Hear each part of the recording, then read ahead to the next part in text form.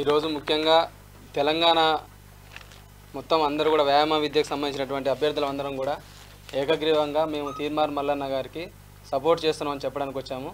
ఖచ్చితంగా మేము తీర్మార్ మల్లన్నకే సపోర్ట్ ఎందుకు చేస్తామంటే మా తోటి బీపీడీ చేసినటువంటి అభ్యర్థి మా తరపున మాట్లాడడానికి ఒక వాయిస్ ఖచ్చితంగా అసెంబ్లీలో ఉండాలని మా అందరి కోరిక. మాకు తరతరాలుగా జరుగుతున్నటువంటి అన్యాయాన్ని ప్రశ్నించడానికి ఒక వాయిస్ ఉండాలి. ప్లస్ మా తరపున మాట్లాడి మా కోరికలు నెరవేర్చడానికి మాకు తీర్మార్ మల్లన్న గారు ముందుంటారని మేము ఆశిస్తూ మా తెలంగాణ వ్యాయామ విద్య అభ్యసించినటువంటి అందరు అభ్యర్థులను కూడా ఖచ్చితంగా 100% తీర్మార్ మల్లన్న గారికి ఓటు వేసి మొదటి ప్రాధాన్యత ఓటు వేసి గెలిపించుకుంటాం. ఇంకొక ముఖ్య విషయం ఏంటంటే ఇప్పుడు చాలామంది తీర్మార్ మల్లన్న గారి మీద విష ప్రచారం చేస్తున్నారు.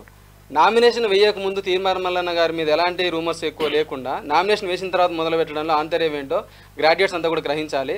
అంటే ఒక వ్యక్తి ఎప్పుడైనా సరే ఎదగాలని ప్రయత్నం చేసినప్పుడు విష ప్రచారం చేయడం కోసం మాత్రమే ఈ ప్రచారం అని చెప్పి అందరూ కూడా గ్రహించాలి. ఎందుకంటే నామినేషన్కి ముందు ఇవన్నీ లేవు రూమర్స్. నామినేషన్ వేసిన తర్వాతనే ఎక్కడి నుంచి వచ్చినాయి? మరి తీర్మార్ మల్లన్న గారు ఏమన్నా నిన్ననే కాంగ్రెస్లో చేరారా?